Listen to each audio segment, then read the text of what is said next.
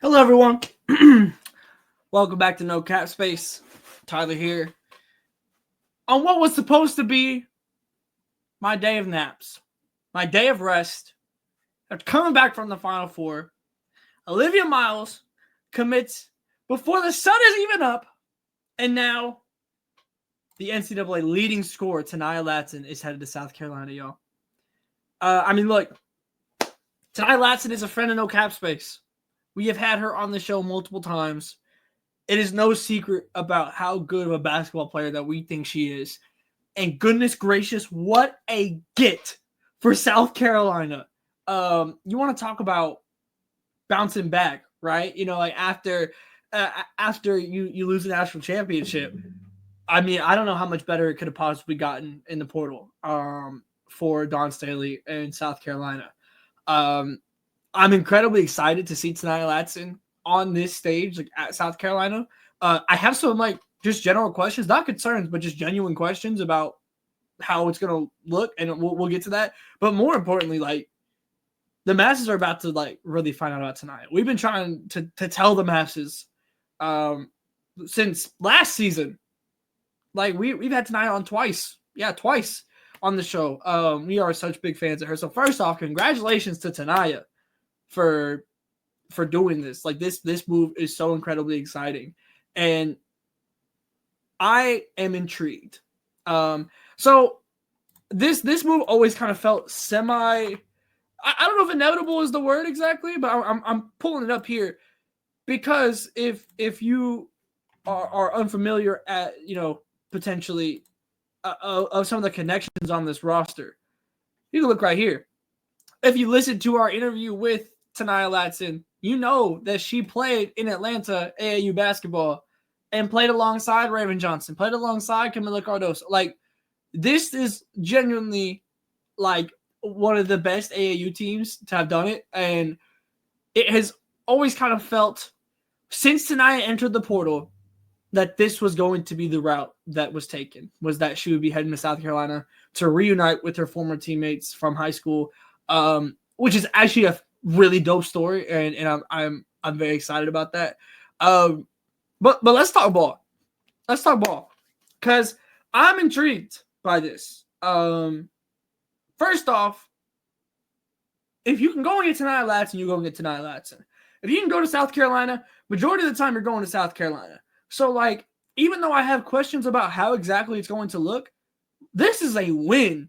Absolutely, no doubt a win for both program and player. So let's get this out of the way. And by no means is this any level of negativity. I am just genuinely thinking out loud. This is what I see. This is where my head goes. I feel like we're going to see a new evolution of South Carolina. And let's take it back, right? The year that South Carolina lost to Iowa in the Final Four, what did Dawn Staley do? Right? She added the 3-point ball to the program. Goes and gets a Tahina Pow Pow, right? You add the 3-ball, you space the floor, and you win.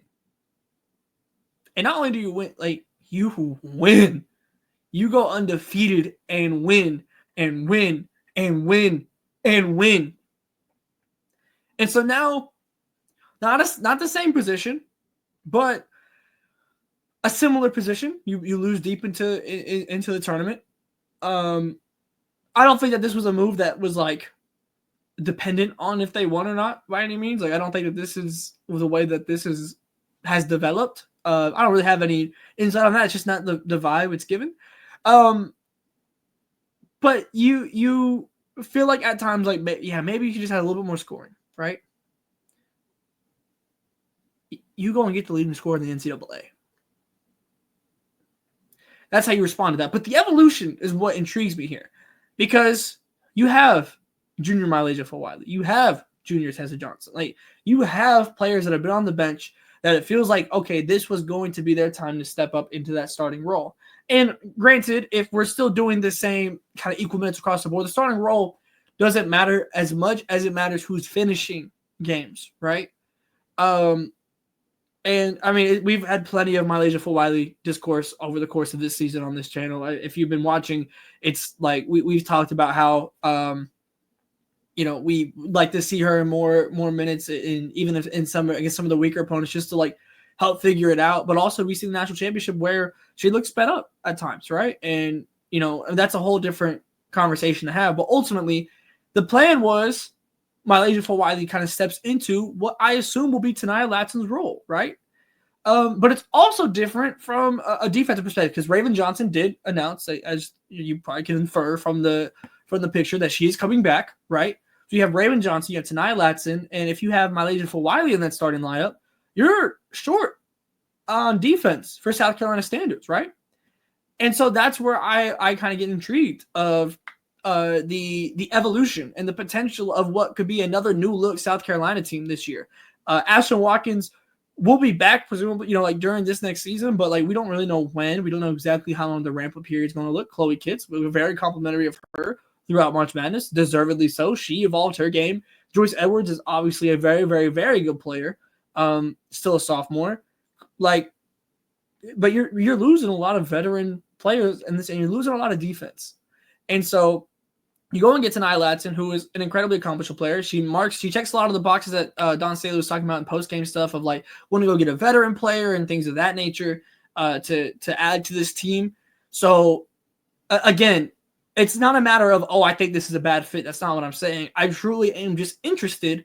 What is the evolution of South Carolina going to look like in this next season? Because we've seen it go from just purely dominant big in defense to big in three-pointers to this year was a kind of an odd mix because you lose Ashton Watkins and then you kind of go more of like your fours kind of running it of like Chloe Kitts. Obviously, Sanaya Fagan really stepped up in this year towards like especially in the back half of this season, really stepped up big. It was phenomenal. This feels like the next step of the evolution. It feels like it's going to have to be if this is the way that the roster stands. You have like a Maddie McDaniel on the bench. Like you have so much talent, and it's a fantastic problem to have, right? I mean, this is the spoil of riches that Don Staley has earned at South Carolina, and I think it's going to take some level of evolution. And Don Staley is absolutely capable of doing that and making that happen. And I can't get over the thought of the Iowa loss.